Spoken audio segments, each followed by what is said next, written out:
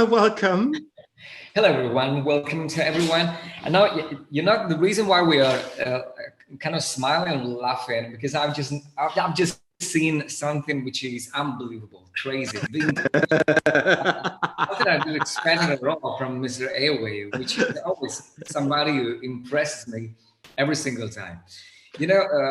Exactly. I'm not talking about this time. We're not talking about plugins or any suggestion about plugins or whatever. But he just impressed me because he showed me a piece of hardware which is unbelievable. And we're talking about today's topic, which is our first piece of hardware in general. Yeah, exactly.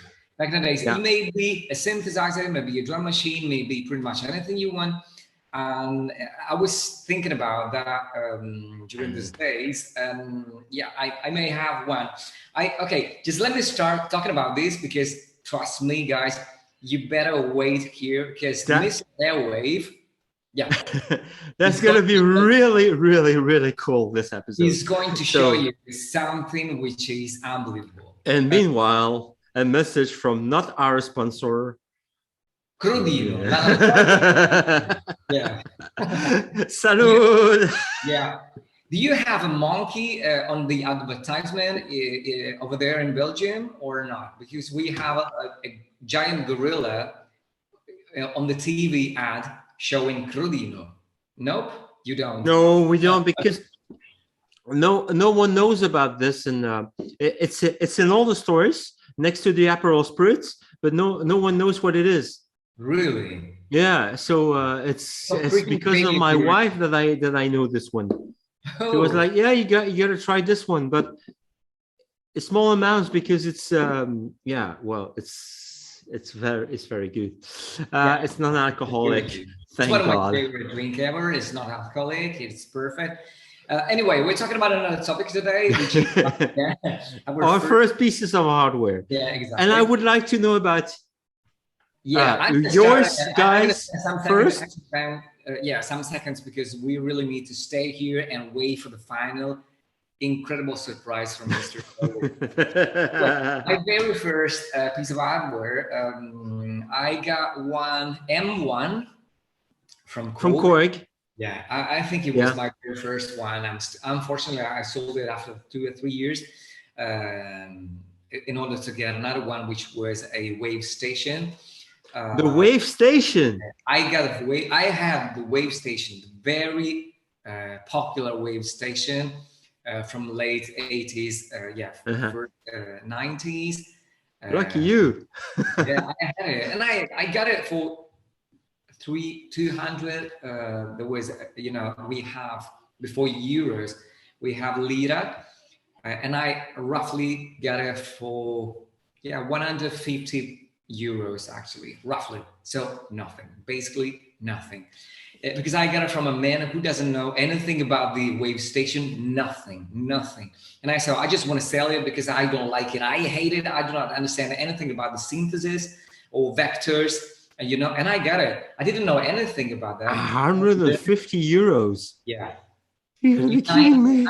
Yeah, I think in 1991, maybe 92. I can't remember that, but it was crazy, and I had it for several years actually. That I joined the original team from the Wave Station voicers to make for the second for the second iteration, which is called Wave State. Exactly. And I'm still working on it right now with a future evolution of the Wave State synthesizer, but this is not something I can talk about for now. It was a crazy experience, wasn't it? Yeah. The first time you heard the wave sequences, you must have been like, incredible, something ridiculous. If I think it was from late 80s or at the beginning of 90s, it was such a revolutionary piece of hardware. Actually, I'm not talking about the rack. I have the keyboard actually, so it works perfectly. I think people like Pesh Mode. We're a big fan of the Wave Station as well. I mean, I think you can listen to so many samples from Wave Station, or actually sounds from Wave Station in their tracks. It's an unbelievable, an incredible piece of hardware. I'd love to buy one nowadays. Well, just get the wave state instead. Yeah, probably I will. Probably I will, because I was so addicted with that kind of synthesis sound. The thing, Yeah, as well. the thing is, it's gonna come with a lot of updates that's Yeah. gonna make that are gonna make the small or the bigger wave state depending on what you want. But even the small one is nice. But it's gonna make the wave state a giant piece of hardware that goes way beyond the original synthesizer. So I can I'm sort of speechless because I got these new features and everything in my hands for beta testing lately, and I cannot talk about them, but it really, really, really, really, really hits a spot, and every single owner of that synth will be like, wow, this is exactly what I was waiting for. Lovely. So we're gonna see for that. It's not perfect, but at least it's a step. It's a giant leap in the right direction for Korg. And the M1 was just amazing. The wave station was an amazing thing. But back then it was a little bit more futuristic, you know what I mean? If we talk about the late 80s and having a wave station with those kind of sounds and the kind of morphing, it was something unbelievable for those era. So exactly. What about everyone else's first piece of hardware? It could be a synthesizer, a drum machine. Yeah, drum machine, anything you like. It could be even a kind of, you know, a guitar. Exactly, a guitar. Yeah. Would love to hear about that. Please, guys, ladies and gents, let us know in the comment section. We want to know what Mr. Airwave have over there somewhere. It's actually. This is why I want to mention it, because on paper it looks like a toy, which it is, but it is the very first synthesizer I ever had in my collection, and I still have it. Epic. I've had it I got it in '87. Okay, but it was already 10 years old. So it's a real vintage piece of kit. And actually, everyone in Germany knows what this thing is capable of, just by playing one thing that I will play in a second. And well, this is not Yamaha. This is not Korg. This is not Roland. No, this is a digital watch manufacturer that makes instruments.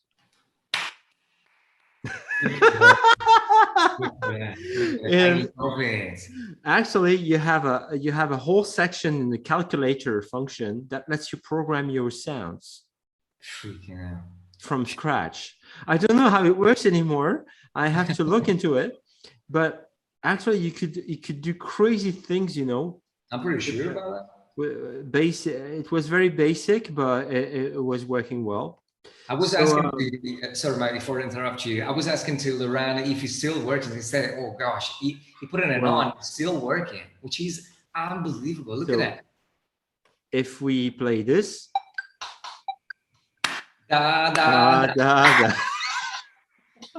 crazy.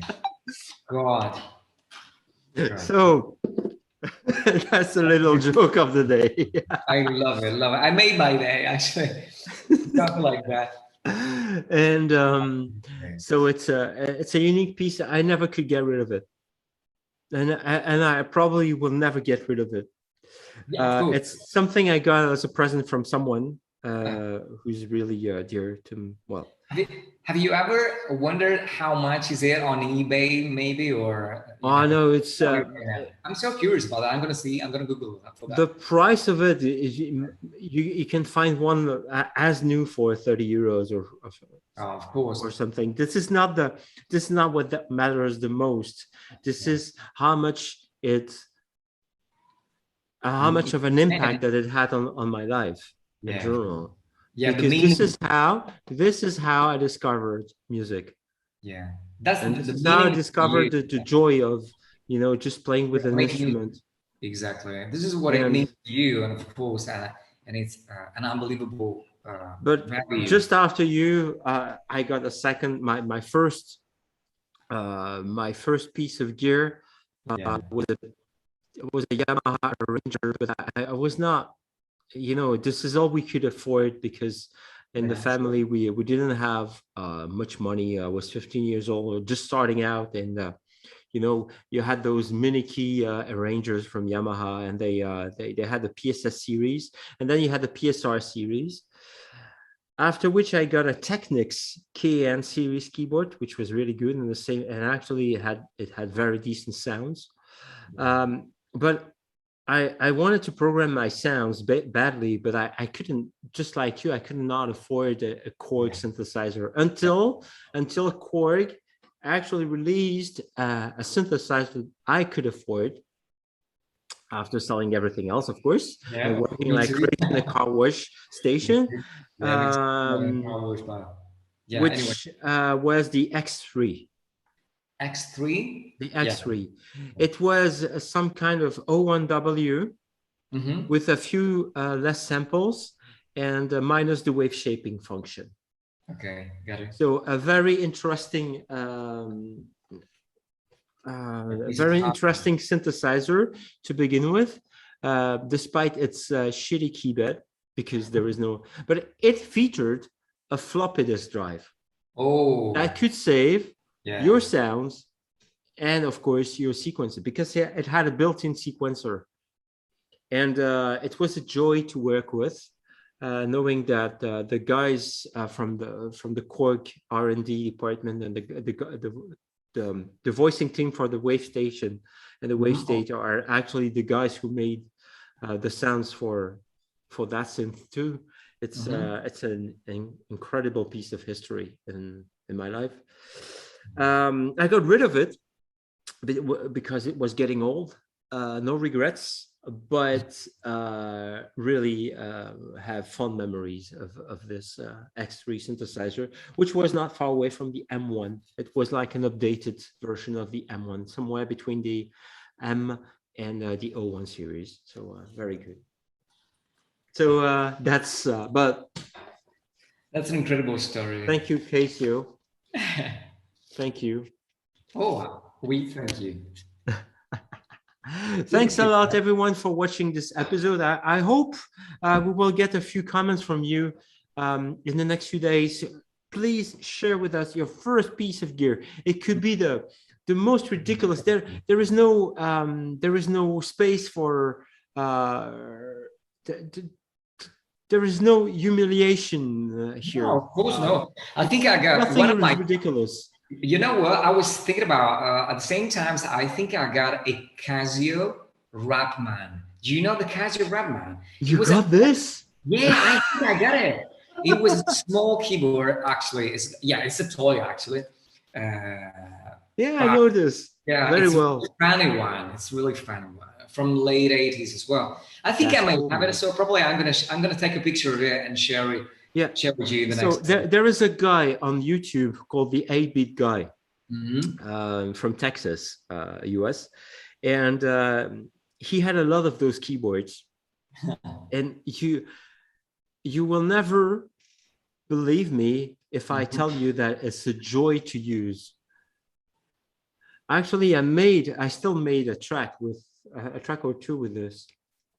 But it has no MIDI, so you have to play by hand and everything. Yeah, you could sample and put a giant reverb on there and have a great sound. It's just perfect after all. Exactly.